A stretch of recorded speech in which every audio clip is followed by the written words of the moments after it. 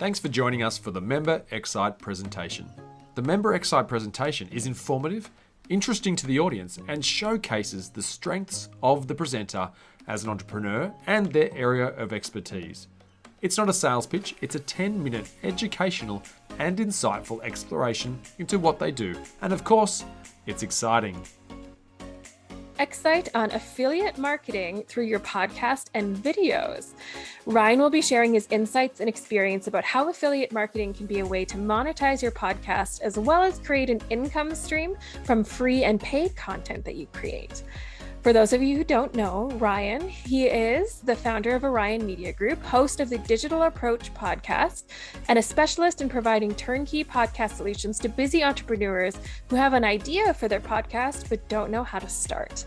His experience through content creation and digital campaigns, both big and small, has given him a unique perspective on what it's like to bring digital content together and work effectively. All of this is driven from his obsession with great conversation. Well, I don't actually have a slideshow today because I don't want people looking at the slides. I'd actually like to be able to see your faces because I do have a couple of kind of questions for you that will prompt responses. So make sure you keep your chat open. That would be much appreciated if you could.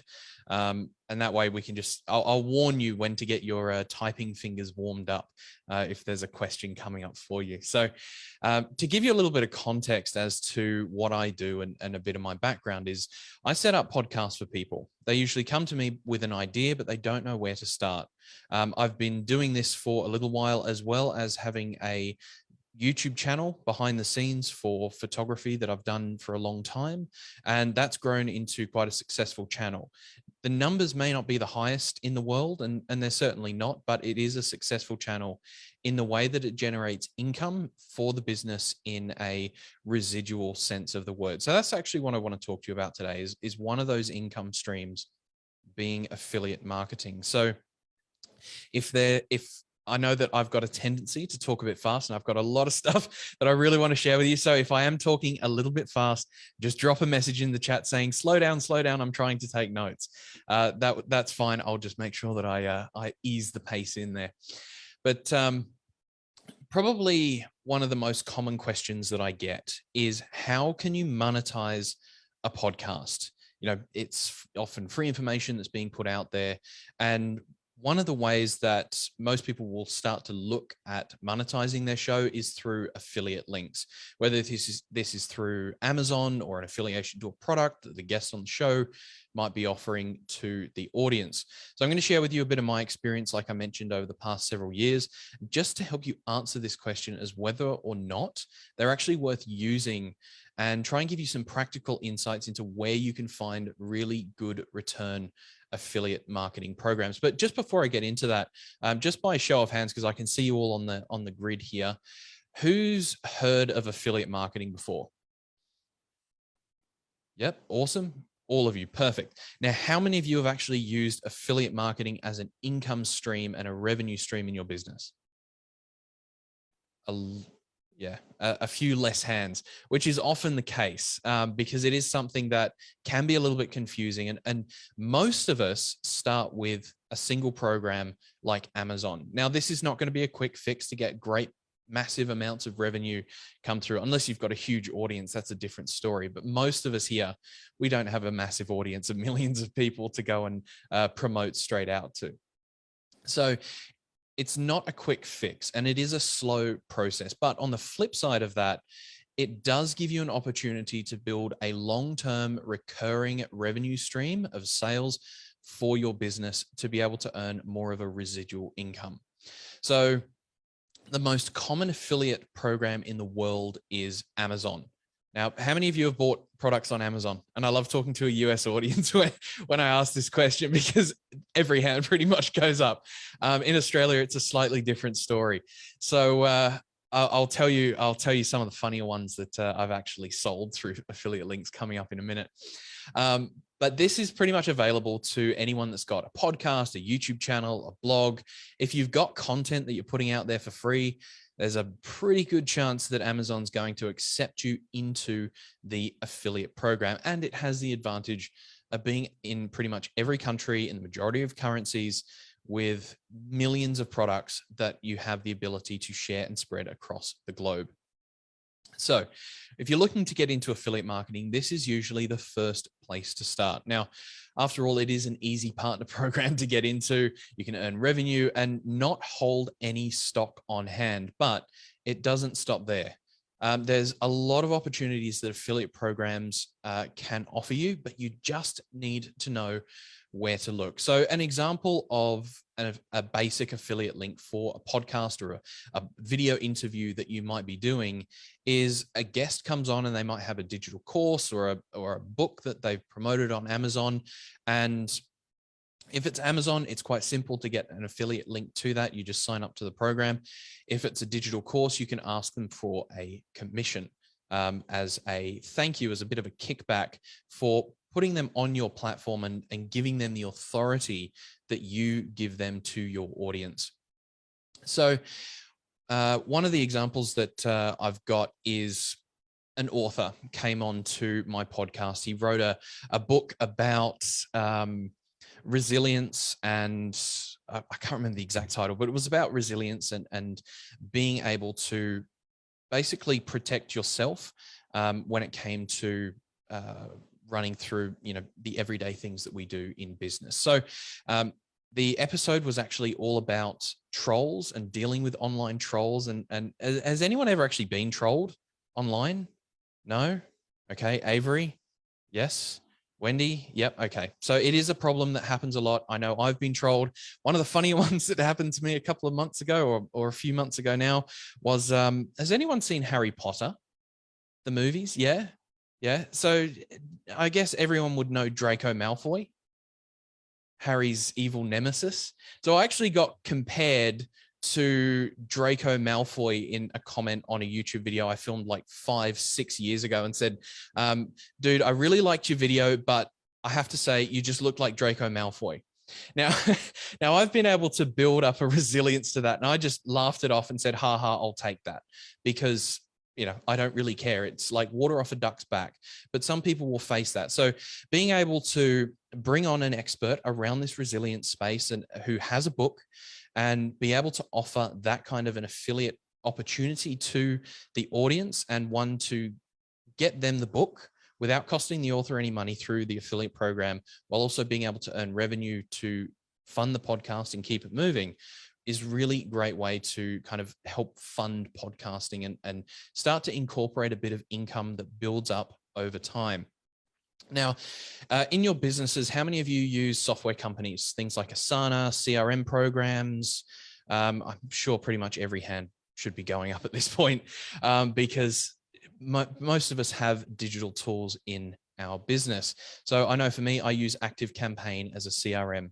Now I'm actually affiliated with them because I recommend the product. I talk to a lot of people about it. It's something that fits in my business and is an opportunity to connect or give more value to the audience. So there's podcast episodes. I recommend it in conversations that I have with people. And it's a really great way of just being able to connect people with a product while being able to earn a commission and fund what you're creating and giving value in. So that's another way of looking at affiliate programs. So it doesn't just have to be recommending a single product. It can be software companies. It can also be digital courses of people that you bring on to your show, your YouTube channel, however you affiliate with them or share their message out there even more. So digital courses, how many of you have done a digital course? Yep. How many of you have really enjoyed your digital course? Okay, some hands went down. I get that. There's some not so great courses out there, but the ones that you really do enjoy and the ones that you go and rave to people about how much you enjoy them, often, if they're a slightly bigger company or a bit more technically savvy, they'll implement their own affiliate marketing program. And that then gives you the opportunity to share that and be able to earn a piece of revenue coming back from that because you've enjoyed it so much. You're not doing this to just share something out there and earn a kickback. You're doing it because you've enjoyed something, you've experienced something, and you can put it out there to earn a commission while also being able to recommend it to people from a true sense of the word, an authentic place, that you can share some of the results that have happened. So it's quite often that hosts may offer sort of between 15 to 30% commission, sometimes even going up to 50% commission. So if you're putting out more content and you're looking to connect with, and you're sort of putting it out there in blogs or podcast episodes or videos, whatever it may be, it's a great opportunity. Now, a recent report released by Linktree shared the results of a study done on the creator economy.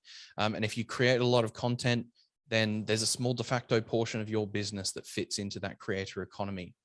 And one of the statistics was that where creators, or where the creator's revenue comes from, and the second highest percentage of all their income streams, which is usually 7 to 8, being what I like to call an income octopus.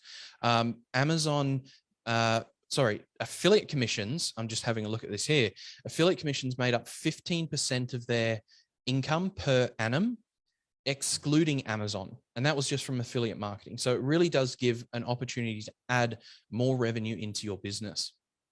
Now I am going to just jump back to Amazon here for a second, because I'm going to give you an example of how Amazon affiliate works, because it is slightly different to what other affiliate programs may be. Now, when someone clicks on an Amazon affiliate link, it takes them through to the product, whatever it is you've recommended. But the thing that happens from there is that cookie, and there's no real cookies involved, no cookies were harmed in the making of this production, but when they click through, that your tracking link stays on their browser for the next 24 hours. And anything that they buy within that period then goes through to your account. So it gets credited to you. Now, the amount of stuff that I actually sell on Amazon, which is a considerable amount because I've got a lot of videos out there, pretty much every single one of them has an affiliate link in there. The more links you have out there, the more opportunity there is to click. And the more opportunity there is to click, the more opportunity there is to earn revenue. So when someone clicks, they've got it there for 24 hours. What happens from that point is when they click through, they might think, oh, this product's okay, but I'm not really going to buy this right now. I don't want to buy this. But then they start going and searching for something else on Amazon 2-3 hours later, 4 hours later, the next morning, or they might have clicked on a Friday night and gone shopping on a Saturday morning. So you will still get a commission on that unless they click on someone else's affiliate link at that point. Now, about probably 10 to 15% of the links that I actually put out there are the products that I sell, which is kind of a funny statement considering that I earn a monthly commission off Amazon, not from the products that I sell, which one of the highest earning products has been a photography lens, a high-end Canon lens that earned a $107 commission. That's US dollars, which is a nice little payout for a video that's already earned itself back a few times in ad revenue. But from that, they've also gone and bought a couple of other accessories off that have then added to that total. And it's great when you do get those, but it's really great when you get to see some of the funny ones. Now, can I ask, I've really wanted to ask this question to a US-based audience. Has anyone ever actually done their grocery shopping on Amazon? Okay, Megan, cool. Prasad, okay, that's really cool. Have any of you ever bought organic blueberries or avocados by any chance? Okay, Megan, well, in that case, you might have just paid me a commission. Because I never thought when I started a photography YouTube channel that I'd be earning commission off of organic blueberries and avocados. But somehow someone decided to go and do an entire week's worth of grocery shopping through one of my affiliate links, and it earned a great commission on a whole bunch of everyday groceries. So it can be quite entertaining, some of the things that happen as well. Also, one of the funniest ones was watermelon flavored lube. So it must have been a tropical themed night or something at their place. I'm not gonna comment on that any further, but yeah, it's great fun when you start to get a lot of links coming through and earning commissions on different things that you just like, where on earth did this come from, and how did they get from photography to watermelon flavored lube? You know, it's a very different thing. So there's a couple of best practices that I just want to go through with you when it comes to affiliate links. And honestly, I could probably keep talking on this subject all day. But the first is to make sure that you're selling what you've tried. Unless you actually are an author, have an author talking about their book on your podcast, or you're interviewing them, it's a best practice to make sure that you can actually speak from some experience to share what it's really like. People listening or watching to your content will have built trust with you. When they listen and subscribe to you, they have trust with you, and you hand over your authority each time you do an episode. So you're giving that guest the credibility, but you're also giving a trusted audience a recommendation to something that you feel they might like. So if the product is dreadful because you haven't tried it and you didn't know that, you just thought it was great, but it's really horrible, they're going to instantly lose trust with you, which is one of the worst things to do in building a digital audience. So really being able to recommend from a place of authenticity, respect for your audience, because like Uncle Ben says out of Spider-Man, with great power comes great responsibility. And it's very true in any form of content building online. Actually, in the very first episode of my podcast, the Digital Approach podcast, I interviewed Russell Cummings. He's a business coach based here in Australia, very good at what he does. And he talked all about building trust online and how easy it is to break. And this is definitely one of the best ways to break that trust, which I wouldn't recommend doing. But if you want to find out a bit more about that, just go back, listen to episode 1. It's available. You can listen to it anytime you like. And the second thing is to try and make the affiliate link as universal as possible. Now, if you just put a link to Amazon in Australia for a single product, for something that doesn't ship to the US, you're going to lose people. So let's just say for the Americans in the Zoom room today, if you've clicked on one of my links that has taken you to Amazon Australia that you can't ship to the US, is that going to be annoying for you? Yeah. Because then you've got to go back and try and find that same product in Amazon in your own country. So there are ways to be able to do that.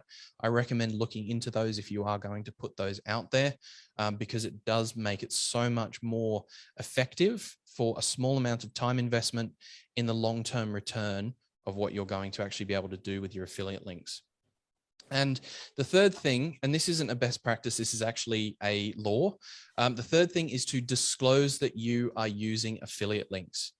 This is just simply a quick sentence, one sentence that you copy and paste wherever it needs to go, anywhere that you're using an affiliate link, put it down the bottom of your video, put it in the show notes, wherever it may be. If you're doing a podcast episode and you recommend a book, just say that you've put an affiliate link down below, because then people know that, yes, you get a kickback for this.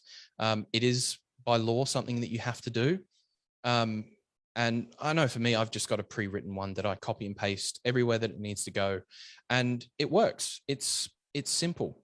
But it's just one of those things that you really have to make sure that you do and form that into a habit anytime that you create content.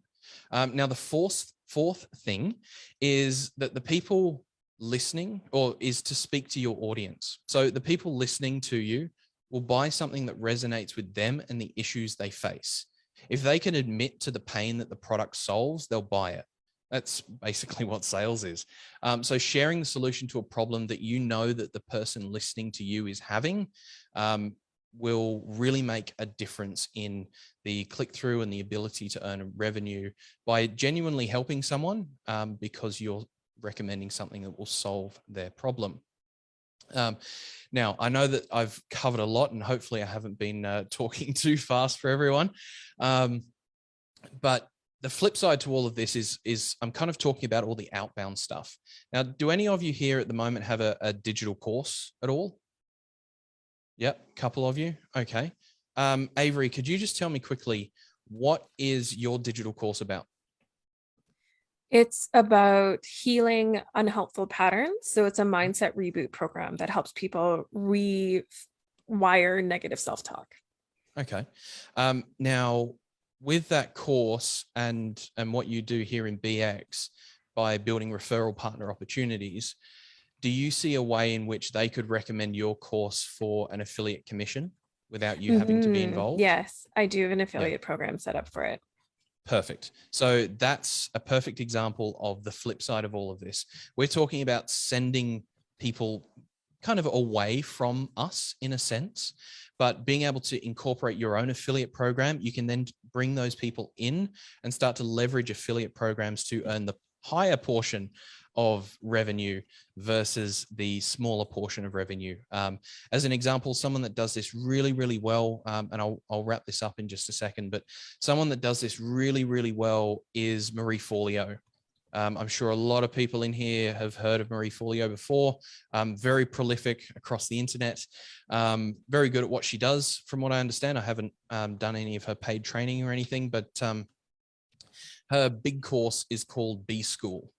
And that helps business owners do a whole heap of things. But when people get to the end of B School, by the time the next registration opens, she actually sends an email to every graduated student and says, would you like to be an affiliate to B School to share that with your other friends, colleagues, people that want to start a business? So she's actually leveraging the audience that she's built and the people that have successfully completed her course and created results. She's then giving them an incentive to go and recommend the course and help bring more people through. So there's lots of different ways to look at affiliate incomes and revenues and how they can be used both to generate income from recommending other products while also being able to earn higher income or leveraging your audience and the people that have completed courses and books and all that sort of stuff that you've done to earn the higher portion of revenue as well.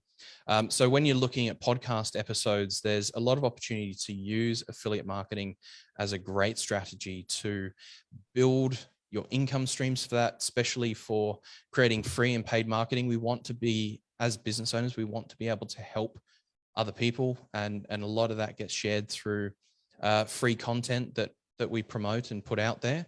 But when we can look at monetizing that, then it brings more financial reward for us and gives it a bit more longevity that will help you in kind of avoiding pod fade and moving forward with your podcast to be able to keep it growing and keep it going. Well, I think that's it from me. I know that I've been talking for a little while, but I hope you've enjoyed that and got some really good information from it. I know there are a few heads down. And I think do we have time for the question that was in the chat? Yes. So Wendy, you did have a question in the chat. And then Ryan, I'd also like you just to share how people can connect with you if they want to learn more about affiliate marketing. Sure. So Wendy, where do you find the affiliate program on Amazon? If you go to just Google Amazon Associates, that's what it's called, the Amazon Associates program. And if you want to focus on the US, you Google Amazon Associates US. For Australia, Amazon Associates AU. There's a whole bunch of different countries, Italy and the UK, and pretty much everywhere Amazon is, they just replicate the process across. If you'd like to find out a bit more about me, my email is in the chat, or head over to orionmedia.group. And there's a bit more information there on how I work with people on setting up podcasts, helping with the strategy side of things, and developing the content plans for them as well.